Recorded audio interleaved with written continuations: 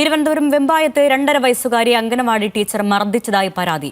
ചിറമുക്ക് സ്വദേശികളായ സീന മുഹമ്മദ് ഷാ ദമ്പതികളുടെ മകൾക്കാണ് മർദ്ദനമേറ്റത്. സംഭവത്തിൽ അധ്യാപികയായ ബിന്ദുവിനെതിരെ രക്ഷിതാക്കൾ പരാതി നൽകി. വിവരങ്ങളുമായി അഞ്ജു ജയപ്രകാശ് ചേരുന്നു. അഞ്ജു, എന്താണ് ഈ പരാതിയിൽ പറയുന്നത്? അരുണ്യ, 2.5 വയസ്സുകാരിക്കാണ് മർദ്ദനമേറ്റിരിക്കുന്നത്. അംഗൻവാടി ടീച്ചറാണ് മർദ്ദിച്ചതെന്നാണ് നിലവിൽ ഇപ്പോൾ കുടുംബം പരാതിപ്പെട്ടിരിക്കുന്നത്. സംഭവം തിരുവനന്തപുരം വെമ്പായം ചിറയമുക്കിലാണ്. ഇന്ന് വൈകിട്ട് വീട്ടിലേക്ക് തിരിച്ചെത്തിയ കുട്ടിയുടെ ദേഹത്താണ് കയ്യിൽ ഈ മർദ്ദനമേറ്റതിന്റെ പാടുണ്ടായിരുന്നത്. തുടർന്ന് രക്ഷിതാക്കൾ അംഗൻവാടി ടീച്ചറുമായി ബന്ധപ്പെട്ടെങ്കിലും അത് കുട്ടികൾ തമ്മിൽ അങ്ങോട്ടും ഇങ്ങോട്ടും ഉണ്ടായ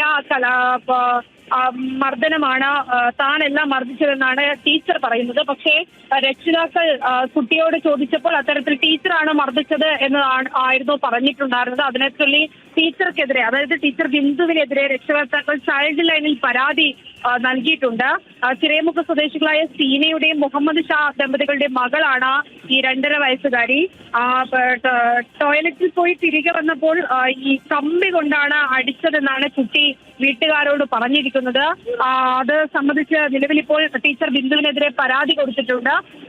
ഇന്ന് ഉച്ചയോടുകൂടിയായിരുന്നു സംഭവം. വൈകിട്ട് വീട്ടിലെത്തിയപ്പോഴാണ് രക്ഷിതാക്കൾ ഇത്തരത്തിൽ കുട്ടികൾക്ക് മർദ്ദനമേറ്റതായി കാണുകയും ഉടൻ തന്നെ ചൈൽഡ് ലൈനിൽ പരാതിപ്പെടുകയും ചെയ്തത്.